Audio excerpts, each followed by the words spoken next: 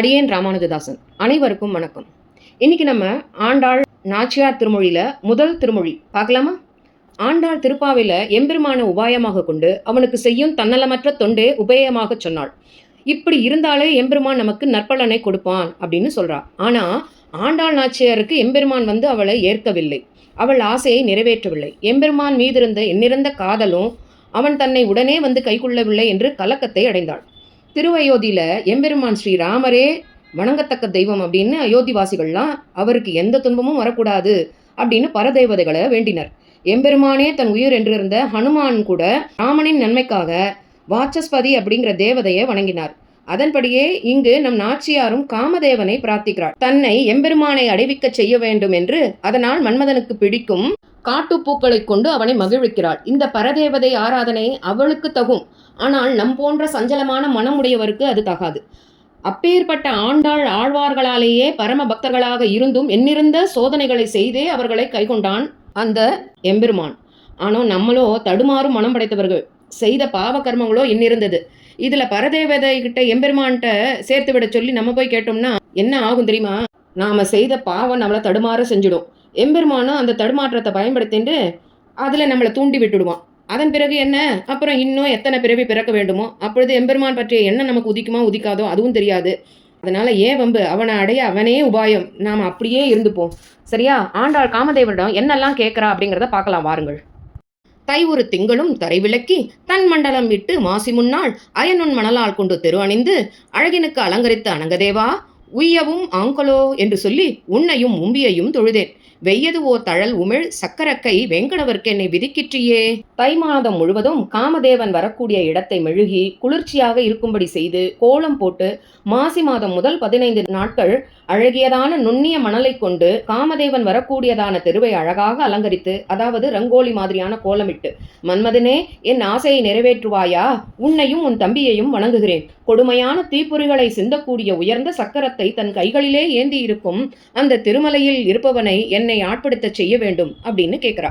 வெள்ளை நுண்மணல் கொண்டு தெரு அணிந்து வெள்வரைப்பதன் முன்னம் துறைபடிந்து முள்ளும் இல்லா சுள்ளி எரிமடுத்து முயன்று உன்னை நோக்கின்றேன் காமதேவா. கள்ளவிழ் பூங்கனை தொடுத்துக்கொண்டு கடல்வண்ணன் என்பது ஓர் பேரெழுதி புள்ளினை வாய்பிளந்தான் என்பது ஓர் இலக்கினர் புகை என்னை எய்க்கிற்றியே.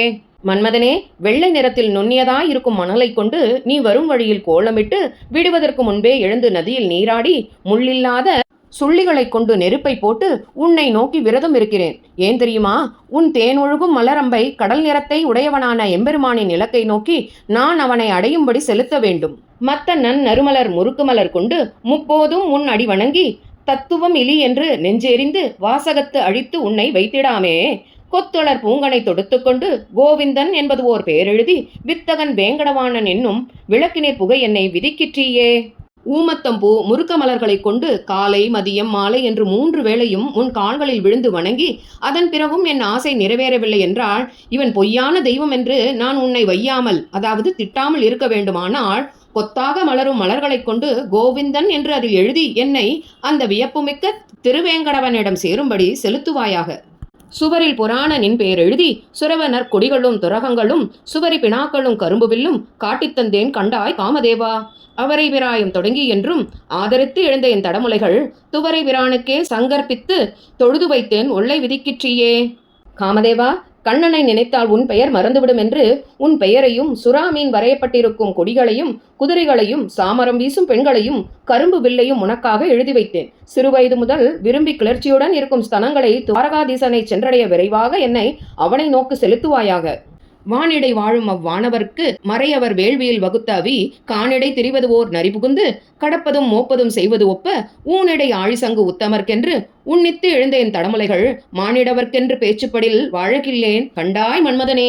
மன்மதனே, ஸ்வர்க்கத்தில் வாழும் தேவர்களுக்காக வேதமறிந்த வேதியர்கள் செய்யும் வேள்வியில் கொடுக்கப்படும் அவிசுணவை காட்டில் திரியும் நரி முகர்ந்து பார்த்து உண்ணுவது போல தன் திருக்கைகளிலே திருவாழியையும் திருச்சங்கையும் ஏந்தியிருக்கும் எம்பெருமானுக்காக கிளர்ந்தெழுந்த ஸ்தனங்களை மனுஷர்கள் அனுபவிக்க என்று பேச்சு எழுமாயின் நான் உயிர் வாழ்ந்திருக்க மாட்டேன், தெரிந்துகொள். உருவுடையார் இளையார்கள் நல்லார் ஒத்து வல்லார்களைக் கொண்டு வைகள் தெருவிடை எதிர்கொண்டு பங்குனி நாள் திருந்தவே நோர்க்கின்றேன் காமதேவா. கருவுடை முகில்வண்ணன் காயாவண்ணன் கருவிளை போல் வண்ணன் கமல வண்ண திருவுடை முகத்தினில் திருக்கண்களால் திருந்தவே நோக்கு எனக்கு அருள் கண்டாய். மன்மதனே, அழகிய வடிவம் உடையவர்களாய், இளமையுடன் கூடியவராய், நன்னடத்தை உள்ளவராய், காமசாஸ்திரத்தில் தேர்ந்தவராய் இருப்பவர்களை கொண்டு தினமும் நீ வரும் வீதிகளில் பங்குனி மாதத்தில் உன்னை தெளிவுடன் வணங்குகின்றேன். நீர் நிறைந்த கருத்த மேகத்தின் நிறத்தையும், காயாம்பு போன்ற நிறத்தையும், கருவிளை போன்ற ஒளியையும் உடையவனை தாமரையை ஒத்த திருமுகத்தில் உள்ள திருக்கண்களால் என்னை நோக்கும்படி செய்வாயாக. காய்வுடை நெல்லொடு கரும்பு அமைத்து, கட்டிய அரிசி அவல் அமைத்து, வாய்வுடை மறையவர் மந்திரத்தால் மன்மதனே உன்னை வணங்குகின்றேன். தேயம் முன் அளந்தவன் திருவிக்கிரமன் திருக்கைகளால் என்னை தீண்டும் வண்ணம் சாய்வுடை வயிறும் என் தடமுலையும் தரணியில் தலைப்புகழ் தரக்கிற்றியே. மன்மதனே, பசுங்காய் நெல்லும் கரும்பும் கரும்பு கட்டியும் பச்சரிசியும் அவளும் ஆகியவற்றை கொண்டு சமைத்து, அதாவது பசுங்காய் நெல் அப்படின்னா அப்பதான் பறிச்சிருக்கிற நெல்லுன்னு நினைக்கிறேன் நான். கரும்பு கட்டினா வெல்லம் அப்படின்னு தெரியுது. ஆனால் பசுங்காய் நெல் அப்படின்னா என்னங்கிறது புரியல. ஏன்னா இங்கே பச்சரிசின்னு பின்னாடியே கொடுத்துட்டா. அதனால் பசுங்காய் நெல் அப்படின்னா அப்பொழுதுதான் அறுவடை பண்ணின நெல் அப்படின்னு நான் நினைக்கிறேன். காமசாஸ்திரத்தில் வல்லவரானவர்களை கொண்டு மந்திரங்களால் உன்னை வணங்குகின்றேன். மகாபலியினால் அபகரிக்கப்பட்ட இந்த 3 உலகங்களையும் தாவி அளந்த திருக்கைகளால் என்னை தீண்டும்படி செய்ய வேண்டும். ஒளி பொருந்திய வயிறும் மென்மையான ஸ்தனங்களும் அவன் கொள்ளும்படி செய்து உலகில் நிலைத்த புகழை பெறுமாறு செய்ய வேண்டும். மாசுடை உடம்பொடு தலையுளறி வாய்ப்புறம் வெளுத்து ஒருபோதும் உண்டு தேசுடை திரளுடை காமதேவா நோர்க்கின்ற நோன்பெனை குறிகோள் கண்டாய். பேசுவது ஒன்று உண்டு இங்கு. எம்பெருமான் பெண்மையை தலை உடைத்து ஆக்கும் வண்ணம் கேசவ நம்பியை கால் பிடிப்பாள் என்னும் இப்பேறு எனக்கு அருள் கண்டாய்.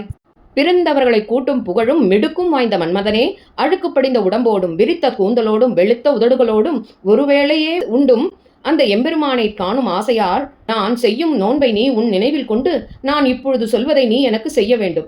கேசி என்ற அரக்கனை அழித்து அதனால் அனந்த கல்யாண குணங்களை உடைய அந்த எம்பெருமானை நான் அடைந்து அவன் திருவடிகளுக்கு சேவை செய்யும் பேற்றை நீயே பெற்றுத்தர வேண்டும். தொழுது முப்போதும் முன்னாடி வணங்கி தூமலர் தூய் தொழுது ஏத்துகின்றேன். பழுது இன்றி பார்க்கடல் வண்ணனுக்கே பணி செய்து வாழ பெறாவிடில் நான் அழுது அழுது அலமந்து அம்மா வழங்க ஆற்றவும் அது உனக்கு உரைக்கும் கண்டாய்.